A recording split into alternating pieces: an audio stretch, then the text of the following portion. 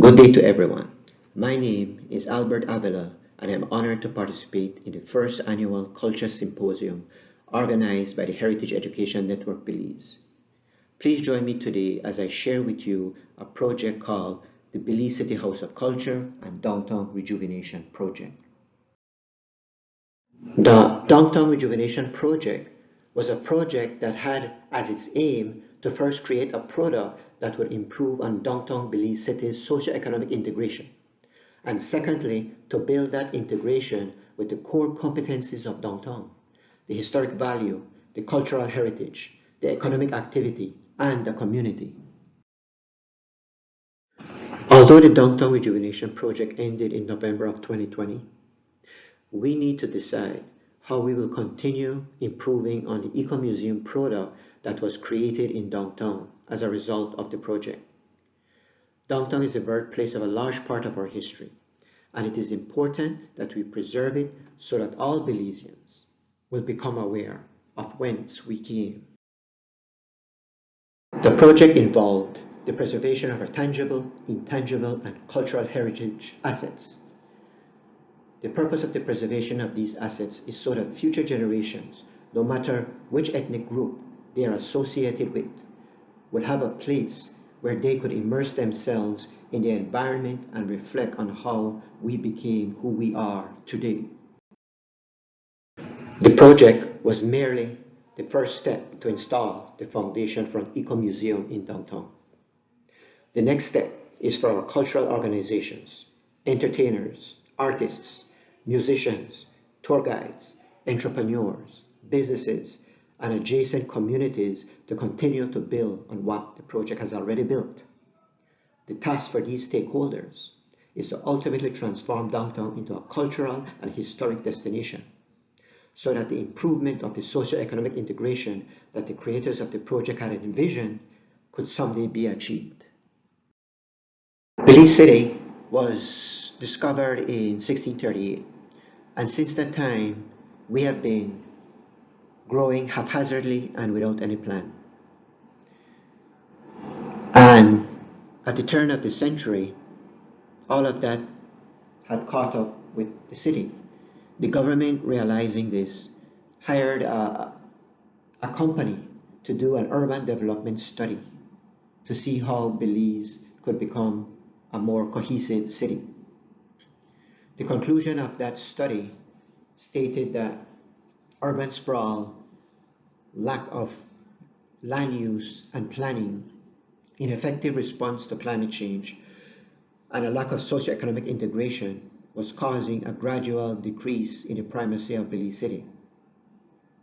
There has been a deterioration of the fabric, the urban fabric capacity to address present and future demands of its citizens. If nothing was done to rejuvenate the city could become dysfunctional. The solutions were, apart from redefining and improving on the urban infrastructure and fabric of the city, there was a need to rediscover the true value of Belize City. The study recommended 16 projects, one of which was the Downtown Rejuvenation Project. In order for us to have the same idea of where downtown is located, let us take a closer look at where downtown is located for the purpose of this presentation. When we refer to downtown and the scope area of the Downtown Rejuvenation Project, we are referring to all that area between the Swing Bridge to the north, Yabra Bridge to the south, East Canal to the west, and the foreshore to the east. Why should downtown be important to us Belizeans? Here are 6 reasons. The first is that this is where some of the first inhabitants of Belize City lived around 1661. Second, downtown was a seat of government before there was Belmopan. Third, downtown possesses the highest concentration of historic sites in the entire country. Fourth, downtown was once the center of economic activity, and it is still today. Fifth, downtown was always the center of community gatherings. And sixth, it could be considered the cradle of the Creole culture. One of the dilemmas Belize City was experiencing, according to the 2010 study, was that Belize City's residents were moving out of Belize City. Belize City is one of the few cities in the world where residents were moving away from the main urban center instead of towards it. One of the solutions was that we should try to improve on the socio-economic integration of downtown. But what is socio-economic integration? Let us look at two of Belize City's parks as an example. Both of these parks have had considerable investment in their infrastructure. But what does DigiPark has on the left that Memorial Park does not have? If you said people, you would be correct. We could say then that DigiPark has achieved socio-economic integration and Memorial Park has not. The original plan was to refurbish government house property and install a marina. By doing this, the implementers believe that this would have encouraged more visitors to visit downtown. However, Taiwan ICDF, the lender of the loan, recommended that we should include a larger area, that being the entire downtown. By doing that, we could have built on the core competencies that downtown had to offer to attract visitors into downtown. But why was downtown chosen as the area to create a destination that would attract more people into the city? Well, to understand this, let us look at an analogy. Downtown Belize City is like a pile of firewood in your backyard. That firewood takes up space and it might not be a pretty sight to some people. However, that pile of firewood has what I refer to as latent potential, meaning that it only needs a catalyst to help it release its potential. In the case of the firewood, all we need to do is to add some lighter fuel and fire, and that pile of wood will cook your dinner, keep you warm on a cold nighter day, and it could create enough power to move a locomotive. Well, downtown is like that pile of firewood. All we need to do is to release its latent potential of historical value, cultural heritage, economic activity, and the community. The catalyst that will be used to release the energy in downtown will be the creation of an eco-museum in downtown.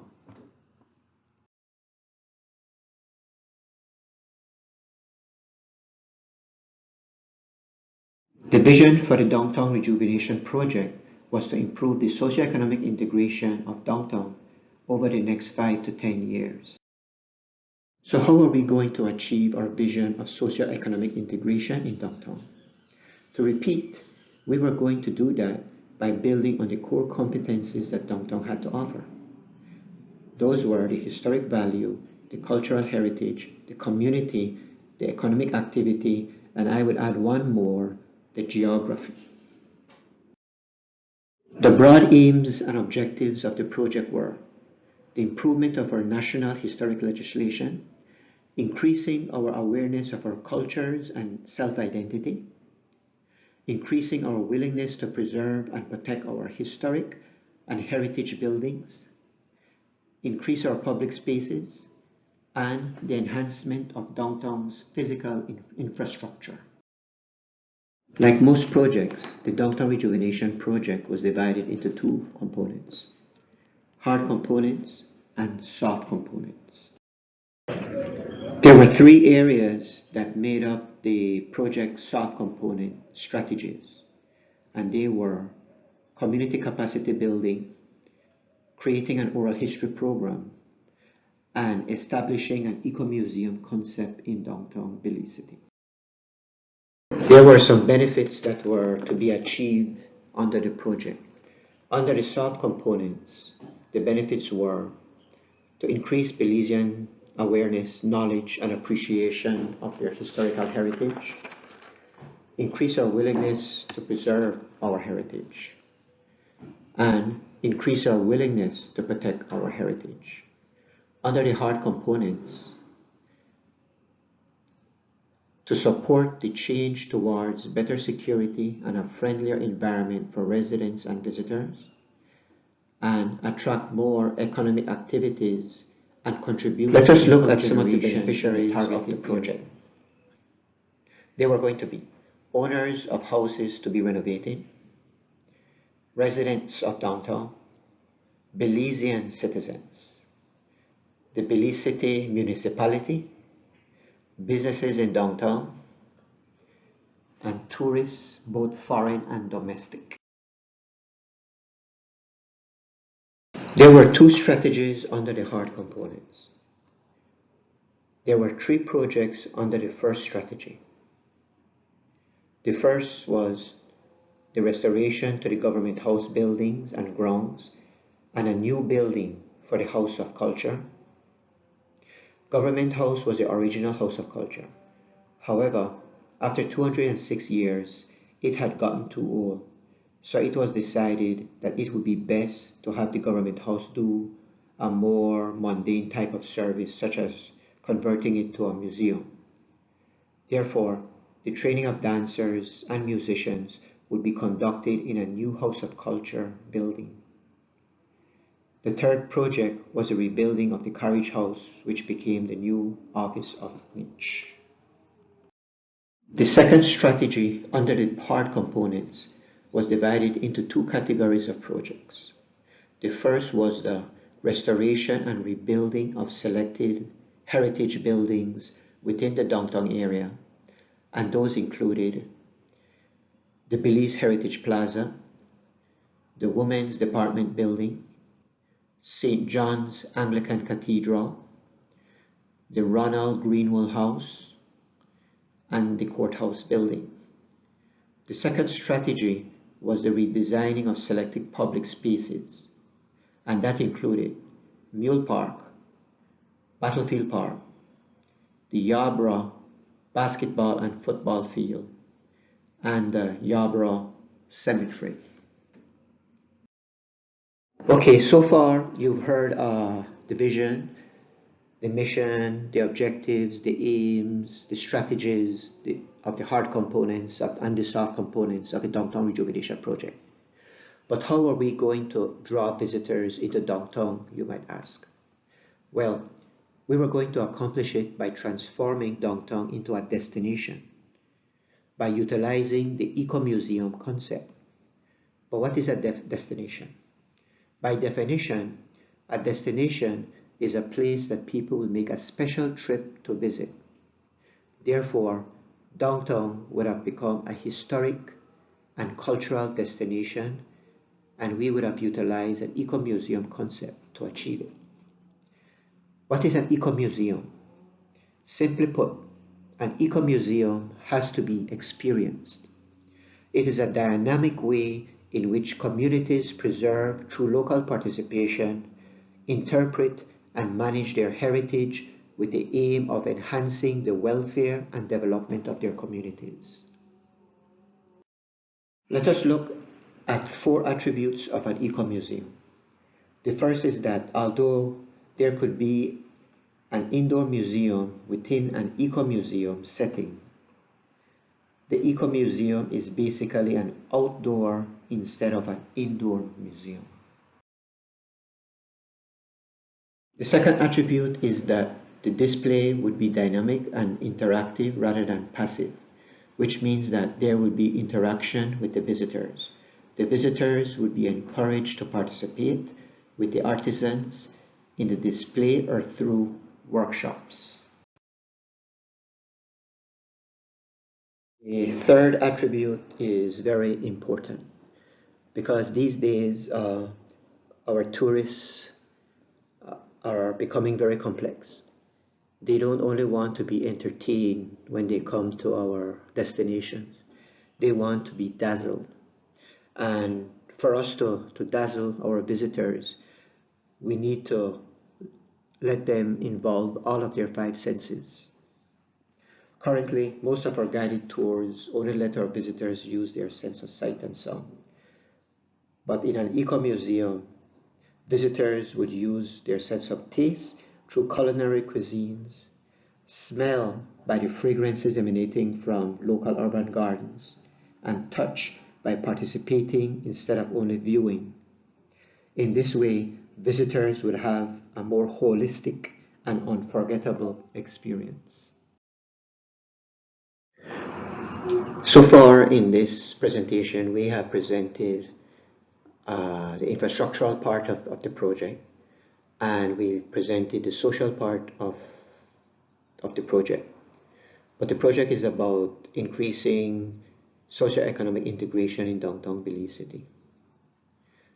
So the other part of that equation is the economic part, right? And that brings us to the fourth attribute of our eco-museum. And the attributes that can be derived from an eco-museum in downtown are increased economic activity, increased businesses, increased employment, increased spending power of the community, increased security for residents and the community, better environment in the downtown area, increased revenues for the municipality.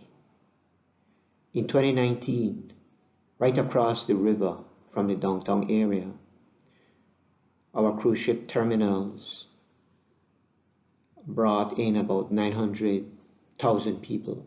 Around 1 million people came on cruise ships. Of those million, 600,000 actually came on land. Most of those tourists, almost all of those tourists, were taken in bus, cars, boats, taxis, vans, and they were taken all over the country. Very few of them stayed in downtown Belize City because basically there was nothing there to really attract them to go into downtown. But let's say we could really get this eco-museum going in downtown Belize City, and we could attract maybe 100,000 of those million tourists. This is after COVID, once tourism gets going. And the average of those tourists is about $140 per day they spend. So if we could get 100,000 tourists to spend $140, I think that's about $14 million per year. And over 15 years, that would be about $240 million. That's $240 million that downtown Belize City never had. And we could actually achieve that by completing our eco-museum concept in downtown Belize City. In conclusion, our eco-museum concept in downtown could become the creation of an area where all Belizeans could immerse themselves in our various ethnic groups, cultures, and in so doing, help to bridge the segregation gap and preserve our democracy.